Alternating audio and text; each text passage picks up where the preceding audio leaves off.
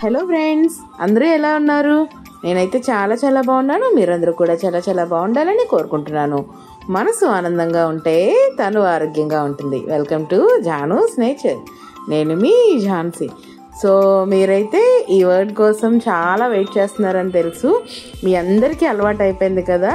So నాకు కూడా అలవాటు అయిపోయిందండి. కాకపోతే నాకు కొంచెం హెల్త్ ప్రాబ్లమ్స్ వచ్చి వీడియోస్ అనేవి పెట్టట్లేదు. సో షార్ట్స్ రూపంలో గార్డెన్ అనేది చూపిస్తున్నాను.